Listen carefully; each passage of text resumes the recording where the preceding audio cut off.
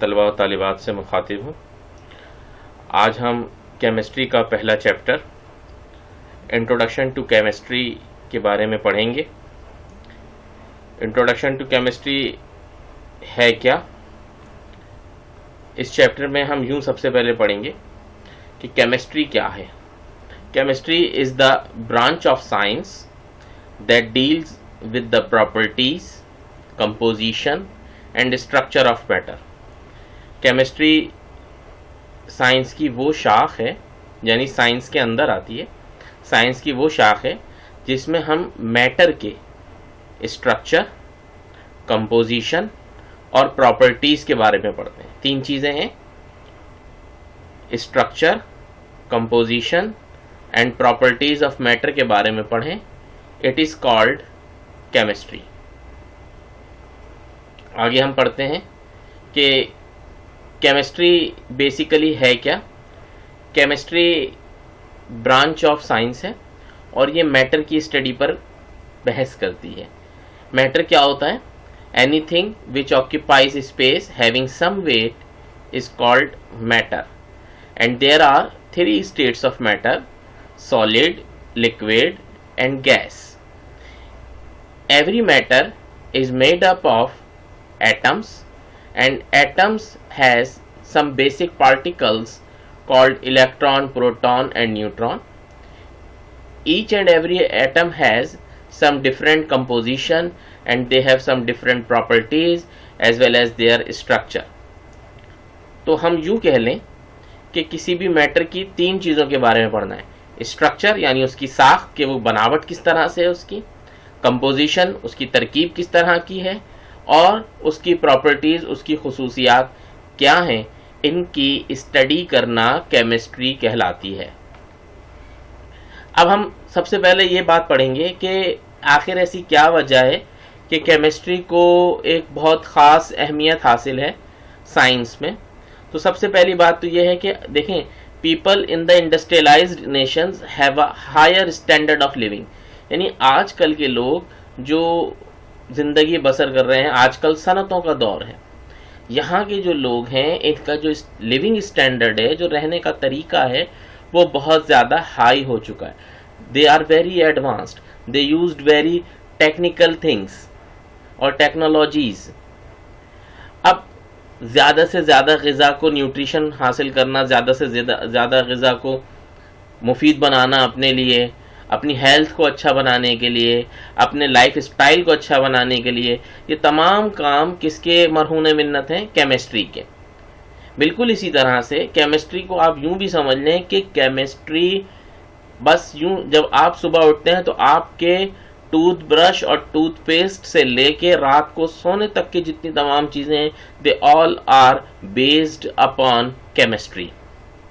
Chemistry हमें बताती है मेडिकल के बारे में कि अगर कोई डिजीज़ हो जाए तो हमने उसकी ड्रग किस तरह तैयार करनी है, उसकी वैक्सीनेशन किस तरह तैयार करनी है, हमने फर्टिलाइज़र्स को किस तरह से हासिल करना है, हमने अपनी फसलों को किस तरह से अच्छा बनाना है, और इसके साथ साथ अपने इन्वायरमेंट को किस तरह से हम अच्छा बना सकते हैं। अच्छा बनाने से मुराद क्या है कि ह्यूमन फ्रेंड बना सकते हैं, उसको ह्यूमन फ्रेंडली हो जाए इन्वायरमेंट।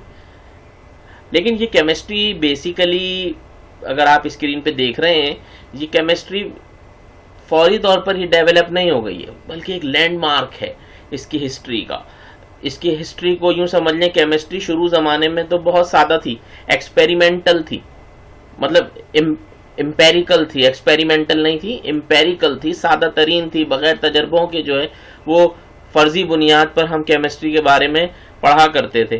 केमिस्ट्री की हिस्ट्री को हम तीन हिस्सों में तकसीम कर सकते हैं, तीन पीरियड्स में तकसीम कर सकते हैं। The first one is the Greek period and the second is the Muslim period, whereas the third is modern period. So the history of chemistry is divided into three groups, three periods: the Greek period, the Muslim period, the modern period. Now come to the Greek period. It is the Greek period. Greek philosopher Plato, ये आपको दो तस्वीर नजर आ रही हैं, ये ख्यालिया तस्वीर हैं प्लाटो की और एरिस्टोटल की। इन्होंने क्या किया, ये साइंटिस्ट जो थे ग्रीक के साइंटिस्ट थे, यूनान के साइंटिस्ट थे, लातीन के साइंटिस्ट थे, इन्होंने केमिस्ट्री के बारे में जो है बहुत बहुत ज़्यादा इंफॉर्मेशन दी। यानी इनका contribution in the field of chemistry is very very high. लेकिन हुआ क्या कि जब केमिस्ट्री उस ज़माने में, मैंने जैसे आपको बताया कि एम्पेरिकल थी, तजर्बाती नहीं थी, यानी यूं समझ लें कि फर्जी बुनियाद पर थी और मतलब लॉजिकली उन चीज़ों को समझा जाता था। तो केमिस्ट्री में उस वक्त इन्होंने एक स्मॉल वे में काम किया है। और उस वक्त के ज़माने के लोग क्या कॉन्सेप्ट रखते थे, किस ज़माने के लोग, ग्रीक पीरियड के लोग, ये साइंटिस्ट ये कॉन्सेप्ट रखते थे कि हर मैटर जो है वो 4 चीज़ों से ड्राइव किया गया है, 4 एलिमेंट से ड्राइव किया गया है, बनाया गया है हर मैटर। वो कौन कौन से मैटर हैं? They are earth, air, water and fire, यानी आग, हवा, मिट्टी, पानी। इनसे जो है वो तमाम एलिमेंटर जो है, तमाम के तमाम मादे जो हैं वो ड्राइव किए गए, बनाए गए हैं। तो ये बहरहाल उस वक्त तक फर्जी बातें थी। ग्रीक पीरियड में ये जो है फिलोसफर थे, ये प्लाटो, एरिस्टोटल और डेमोक्राइटस, ये तमाम क्या हैं, उस वक्त ज़माने के साइंटिस्ट थे, केमिस्ट थे।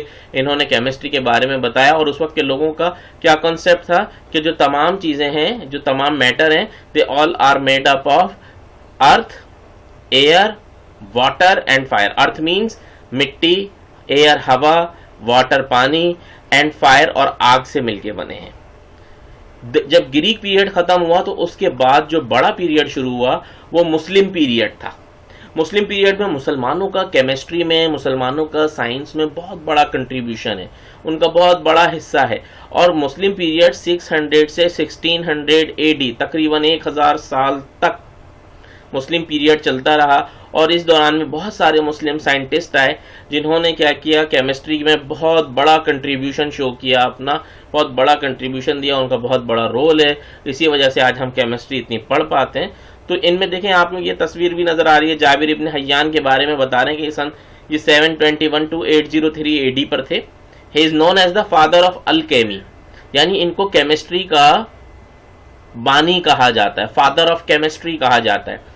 इन्होंने बहुत से तरीके निकाले किस चीज़ के, कि नाइट्रिक एसिड कैसे तैयार होगा, हाइड्रोक्लोरिक एसिड कैसे तैयार होगा, वाइट लेड कैसे तैयार होगा। और इसके अलावा उन्होंने मेथड बताया एक्सट्रैक्शन ऑफ मेटल्स का, कि जो मेटल्स हैं, जो धातें हैं, जो ज़मीन के अंदर पाई जाती हैं, उनको ज़मीन से हम किस तरह से एक्सट्रैक्ट कर सकते हैं। क्योंकि हमें पता है कि जो हमारी अर्थ है, जो हमारी सॉइल है, ये मुख्तलिफ़ किस्म के बेशुमार मैटर से मिलके बनी हुई है, इसके अंदर बेशुमार मैटर मौजूद हैं। लेकिन अब हमने पर्टिकुलरली एक मेटल को एक्सट्रैक्ट करना है, तो उसका तरीक़ेकार किसने बताया? जाबिर इब्न हय्यान ने, जो क्या है, फादर ऑफ केमिस्ट्री हैं। इसके बाद देखें अल राजी आते हैं, और ये एक बहुत बड़े सर्जन थे, फिलोसोफर थे, फिजिशियन थे। इन्होंने ही लिविंग और नॉन लिविंग थिंग्स के बारे में बताया, यानी इतना बुनियादी नज़रिया लिविंग और नॉन लिविंग के बारे में बताने का वो किसके सर है? अल राजी ने।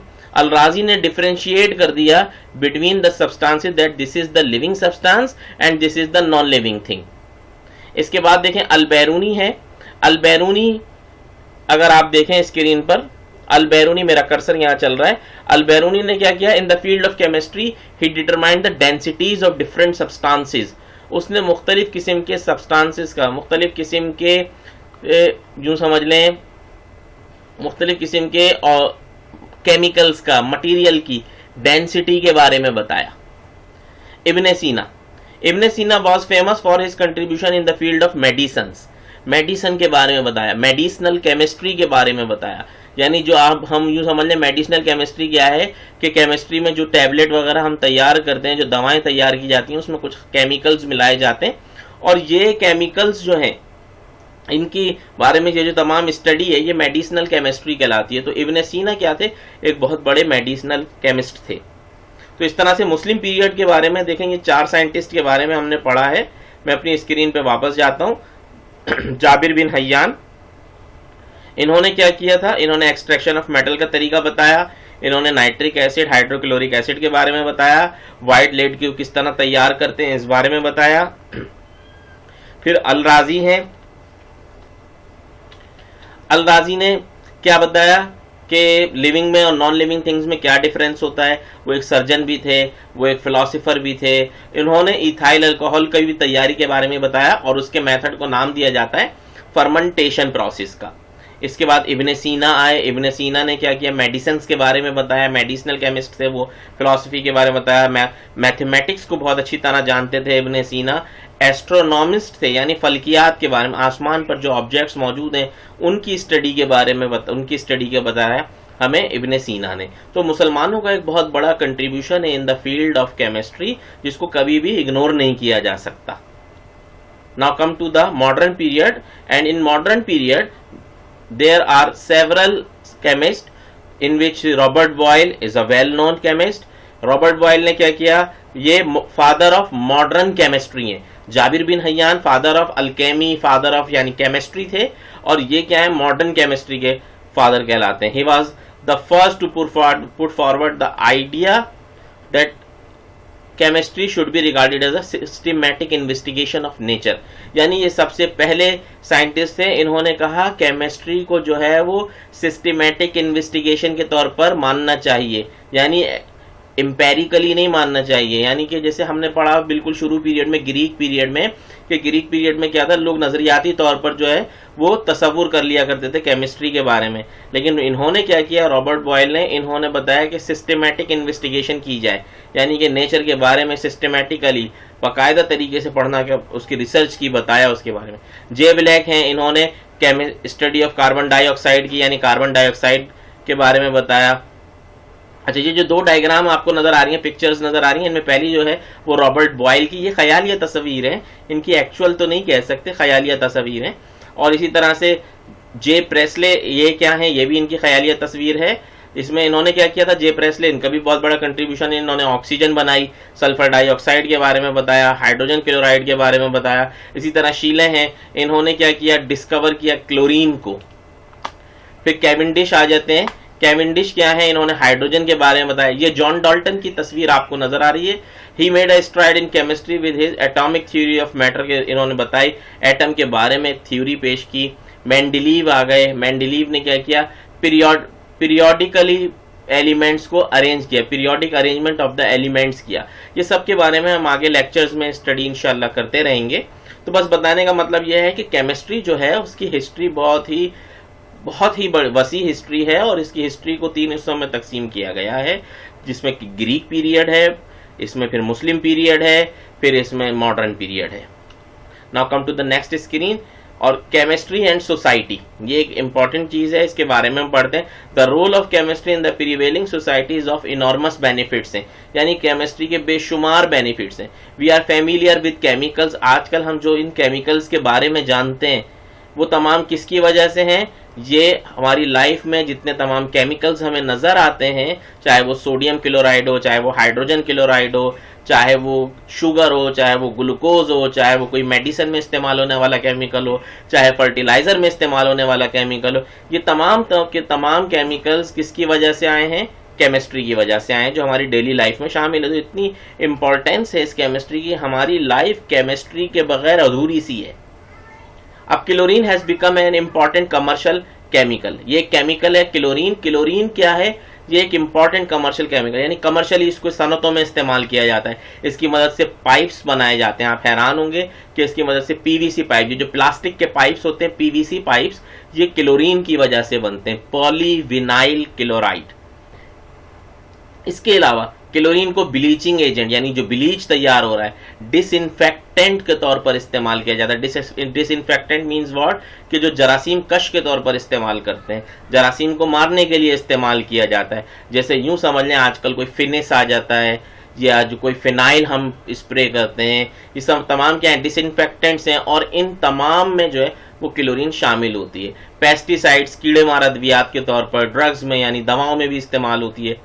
Chemistry matters with the protection of environment, chemistry हमारे एनवायरनमेंट को प्रोटेक्ट भी कर रही है, उसके पॉल्यूशन को भी कम करने में मदद देती है। एवरीडे नीड्स ऑफ फूड, हमारी ग़िज़ा की जो ज़रूरत है, हमारी क्लॉथिंग, हमारे कपड़े जो हैं, ये सब तमाम किसकी वजह से, केमिस्ट्री की वजह से। Using chemistry we have discovered pharmaceutical chemicals, chemistry को इस्तेमाल करने से हमें फार्मास्यूटिकल केमिकल्स को हमने डिस्कवर किया। फार्मास्यूटिकल केमिकल्स क्या हैं, जो फार्मास्यूटिकल कंपनी में, दवाओं वाली कंपनी में जो केमिकल इस्तेमाल होते हैं, दैट इनहेंस अवर हेल्थ, जिसने हमारी हेल्थ को, यानी अगर यूं समझ लें कि दवाएं जो हम इस्तेमाल करते हैं तो उससे हमारी, जो हम बीमार होते हैं तो हम हेल्दी हो जाते हैं दोबारा, वो किसकी वजह से, सब केमिकल्स की वजह से, दवाओं में जो केमिकल शामिल हैं, और हमारी लाइफ भी जो है वो इसी की वजह से बढ़ जाती है। Now come to the next screen, branches of chemistry है। देखें, हमने केमिस्ट्री के बारे में पढ़ा कि केमिस्ट्री क्या है। Chemistry is a branch of science.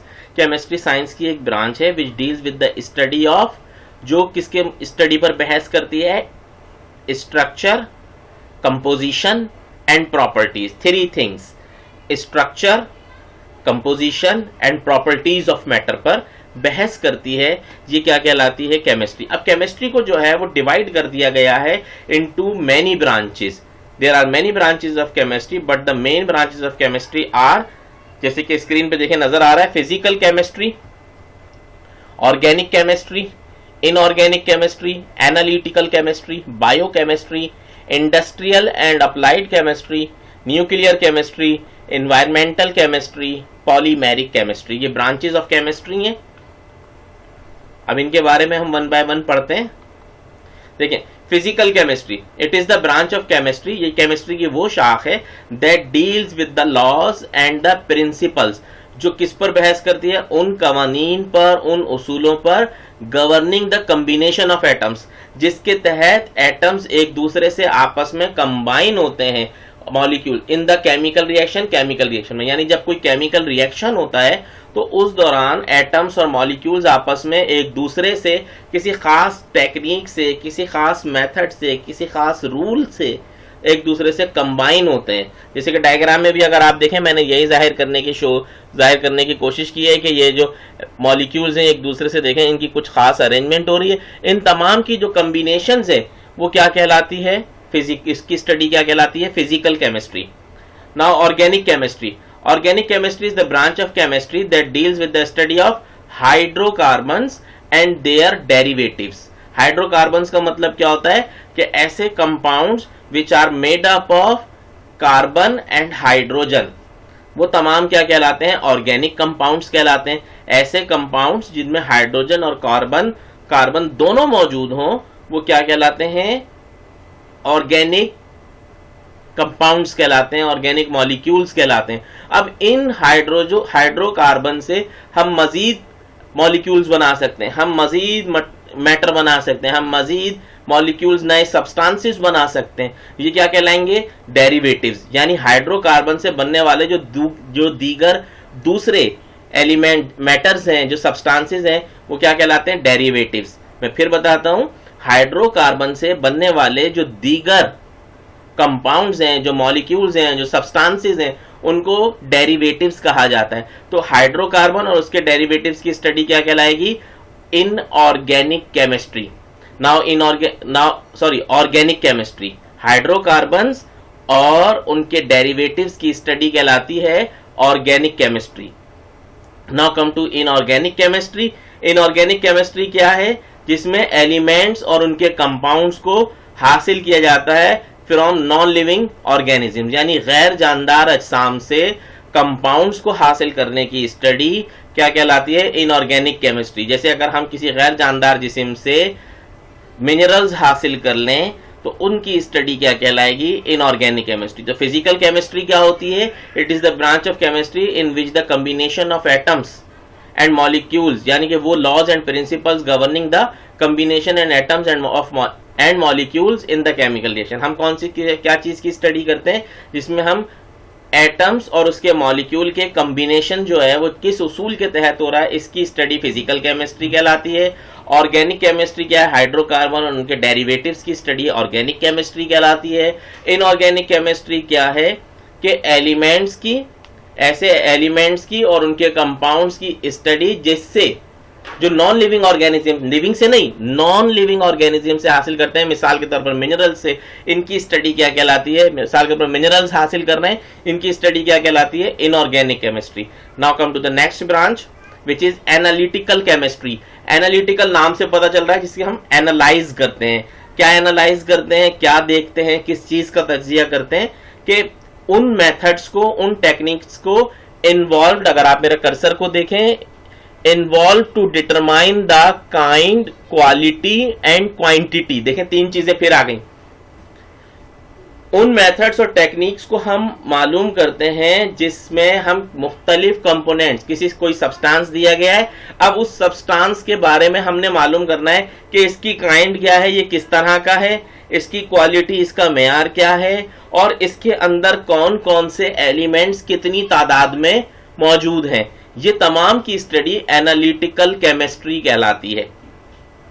Now biochemistry, it is the branch of chemistry that deals with the compounds of living organisms. देखें पहले आया था इनऑर्गेनिक में नॉन लिविंग, अब बायोकेमिस्ट्री में क्या आ गया कि लिविंग ऑर्गेनिज्म में, लिविंग ऑर्गेनिजम्स यानी प्लांट्स हैं, एनिमल्स हैं, इनके अंदर जो केमिकल्स मौजूद हैं उन केमिकल्स की स्टडी करना बायोकेमिस्ट्री कहलाता है। एंड देयर मेटाबॉलिज्म, मेटाबॉलिज्म क्या होता है, एक ऐसा अमल होता है जिसमें जानदार अजसाम की तामीरी, समझना, खलिये की तामीर हो रही होती है, यानी जानदार अजसाम की डेवलपमेंट हो रही होती है, उसकी ग्रोथ हो रही होती है, ठीक है ना। अब ये कंस्ट्रक्टिव एक्शन है, यानी तामीरी अमल है, तो इसमें कुछ केमिकल्स शामिल होते हैं। जब भी तो आपने अक्सर एडवर्टाइज वगैरह में देखा होगा कि कम्प्लान पियेंगे तो ऐसे हो जाएंगे, नीडो पियेंगे तो क्यों? क्योंकि उनके अंदर कुछ ऐसे हमने सब्सटेंसेस कंपनी ने उनकी ऐड कर दिए हैं कि उससे क्या हो रहा है, उनके जानदार अजसाम की बॉडी में जो है वो ग्रोथ आ रही है,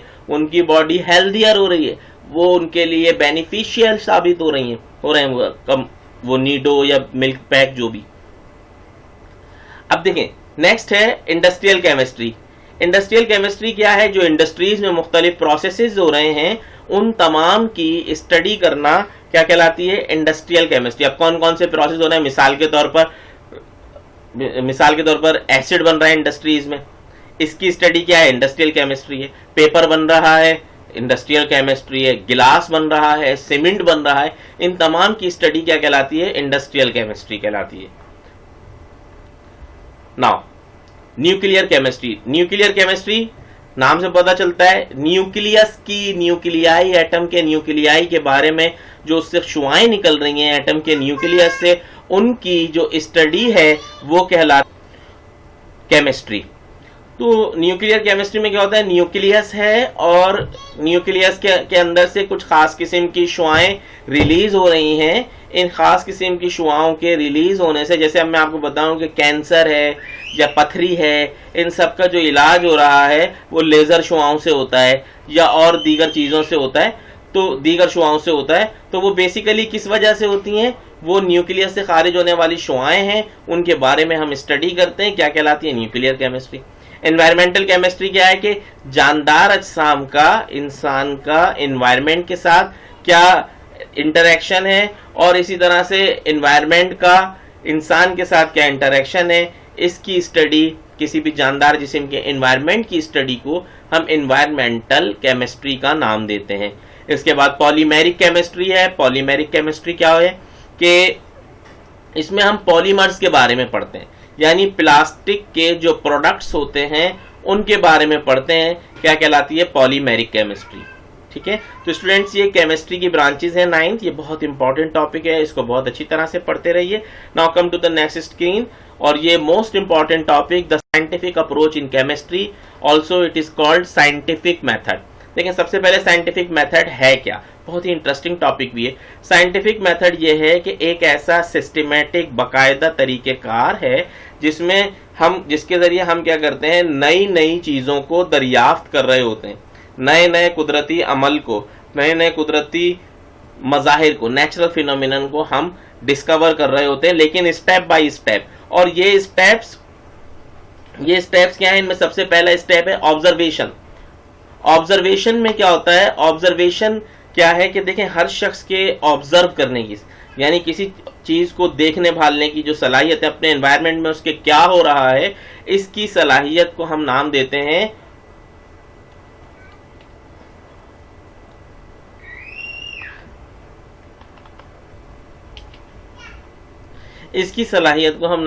ऑब्जर्वेशन का। ऑब्जर्वेशन हर शख्स के लिए अलग अलग होती है, हर शख्स की अलग अलग होती है। यानी मैं अगर किसी चीज को ऑब्जर्व करूंगा तो मेरी ऑब्जर्विंग स्किल जो होगी वो डिफरेंट होगी। आप अगर कोई चीज ऑब्जर्व करेंगे तो उसकी स्किल एक अलग होगी, डिफरेंट होती है। ऑब्जर्विंग स्किल से क्या मुराद है? ऑब्जर्विंग स्किल के मायने ये हैं कि हम किसी चीज को ऑब्जर्व करें, किसी चीज के को अपने मुशाहिदे में लाएं, किसी चीज को अपने नोटिस में लेकर आना, यह ऑब्जर्वेशन है। And it is the first step of scientific method is observed. जब हम किसी कुदरती अमल को ऑब्जर्व करते हैं, यानी पहला स्टेप हमारा ऑब्जर्वेशन हो गया, तो साइंटिस्ट क्या करते हैं, उससे मुताल्लिक एक्सपेरिमेंट करते हैं। यानी उसी एक्सपेरिमेंट को, उसी ऑब्जर्वेशन को बार बार देखते हैं, क्या ये चीज रिपीट हो रही है। मतलब कहने का यह है कि जो साइंटिस्ट ऑब्जर्व कर रहे होते हैं उस ऑब्जर्वेशन को वो रिपीटेडली करते हैं, यानी बार बार नोटिस करते हैं क्या वाकई ऐसा है, और इसके साथ साथ उसके बारे में मालूमात हासिल करते हैं जो चीज उन्होंने ऑब्जर्व की। मिसाल के तौर पर बहुत मशहूर स्टोरी है कि न्यूटन ने ऑब्जर्व किया कि ये जो एप्पल है ये नीचे की जानिब दरख्त से क्यों गिरता है और ये ऊपर क्यों नहीं चला जाता है। तो वो मुस्तकिल तौर पर उसको ऑब्जर्व करता रहा। अब उसने एक दिन ऑब्जर्व किया, सेकंड डे फिर ऑब्जर्व किया, देन ऑब्जर्व किया। अब उसके जहन में ये बात आ गई कि यकीनन कोई ना कोई एक ऐसी चीज है जो क्या कर रही है, इसको नीचे की तरफ गिरा देती है। तो साइंटिस्ट क्या करते हैं, जब किसी एक चीज को नोटिस कर लेते हैं, नोट कर लेते हैं, तो उसको बार बार रिपीटेडली मतलब देखते हैं, ऑब्जर्व करना शुरू कर देते हैं। और जब वही सेम चीज रिपीट होती रहती है, जैसे वो सेब बार बार नीचे ही गिर रहा था, वो हर डे जब भी न्यूटन जाकर देखता तो वो सेब नीचे की जानिब गिरता, ऑब्जेक्ट नीचे की जानिब ही जाते। तो न्यूटन ने क्या ऑब्जर्व किया कि ऑब्जेक्ट्स को जब हम ऊपर से छोड़ते हैं, हवा में छोड़ा जाता है, तो वो नीचे की जानिब गिरने लगते हैं। तो अभी तक, अब जब ये चीज रिपीटेडली आने लग गई तो ये अब कहलाने लग गई हाइपोथेसिस। तो हाइपोथेसिस क्या है, पॉसिबल एक्सप्लेनेशन है कि मुमकिन तौर पर ऐसा हो सकता है कि बाय नेचर ये ऑब्जेक्ट नीचे गिरता है, हाइपोथेसिस कहलाती है। तो अभी कंफर्म नहीं है, ये हाइपोथेसिस है, ये कयास कर रहे हैं, ये फर्ज कर रहे हैं कि अब ये चीज ऐसे ही होती है। Now come to the next step, it is called theory. अब थ्योरी से क्या होता है, अब साइंटिस्ट क्या करते हैं, पहले उन्होंने ऑब्जर्व किया, जैसे न्यूटन ने ऑब्जर्व किया ये सेब नीचे गिर रहा है, देन उसने क्या किया, रिपीटेडली उसको देखा, कई दिनों तक उसको नोटिस किया। जब उसने देखा कि हाँ ये नीचे ही गिरता है, तो ये बन गई हाइपोथेसिस। हाइपोथेसिस के बाद अब इसने क्या किया, अपनी ही जैसी फील्ड के मुख्तलिफ लोगों को, मुख्तलिफ साइंटिस्ट को उसके बारे में बताया, और सबने क्या किया, हाइपोथेसिस को ऑब्जर्व करना शुरू कर दिया। मैं फिर बताता हूं हाइपोथेसिस क्या है। हाइपोथेसिस ये है कि जब कोई चीज, नेचुरल फिनोमेना ऑब्जर्व किया जाए और बार बार वही चीज रिजल्ट मिलता रहे, तो वो हाइपोथेसिस है। और उसी हाइपोथेसिस को जब दीगर साइंटिस्ट ऑब्जर्व करते हैं उसी हाइपोथेसिस को, और वो रिपीटेडली वही चीज होती रहती है, हाइपोथेसिस करेक्ट हो जाती है। जैसे कि स्क्रीन पे देखें, कर्सर पे मैं आपको दिखा रहा हूं, हाइपोथेसिस जब करेक्ट तस्वुर कर ली जाती है, साइंटिफिकली एक्सेप्ट हो जाती है, तो ये बन जाती है theory. Now come to the next step and it is scientific law. Scientific law क्या है कि ये एक थ्योरी है विच इज ऐसी थ्योरी जिसको बार बार, यानी देखें पहले ऑब्जर्व किया, ऑब्जर्व करने के बाद उसको नोट करते रहे, अब वो हाइपोथेसिस बन गया। हाइपोथेसिस बनने के बाद अपने ही जैसी फील्ड के मुख्तलिफ साइंटिस्ट को उसके बारे में बताया, और उसके बारे में बताने के बाद वो थ्योरी बन गई। थ्योरी के बाद अब उसको हम लेकर आ गए इंटरनेशनल लेवल पर, मुख्तलिफ किस्म के लोगों को उसके बारे में बताना शुरू किया, बार बार टेस्ट करते गए, अगेन एंड अगेन, और बार बार सेम रिजल्ट आते रहे। तो जब कोई थ्योरी बार बार टेस्ट की जाए और उसके सेम रिजल्ट्स आने लगे, तो सब लोग इसको फिर एक्सेप्ट कर लेते हैं। तो उस वक्त जब इसको इंटरनेशनली, यानी सब लोग इसको एक्सेप्ट कर लें थ्योरी को, तो वो साइंटिफिक लॉ बन जाता है। तो साइंटिफिक मेथड के 4 स्टेप्स हैं। Number 1 observation, number 2 hypothesis, number 3 theory, number 4 scientific law. Okay students, तो मैं उम्मीद करता हूं कि आपको ये चैप्टर समझ में आया होगा, और अगर इस चैप्टर में आपको समझने में कोई भी दुश्वारी है तो आप बार बार इस वीडियो को देखिए। अगर उसके बावजूद भी आपको कोई परेशानी होती है, कोई दुश्वारी दरपेश है, तो आप हमारे स्क्रीन पर जाहिर होने वाले जो सामने नजर आ रहा है नंबर, इसे हमारा व्हाट्सएप नंबर है, इस पर मुझसे रब्ता कर सकते हैं और अपनी कोई भी मुश्किल इस चैप्टर से मुतालिक जो आपको प्रॉब्लम हो रही हो वो पूछ सकते हैं। शुक्रिया। अल्लाह हाफिज़।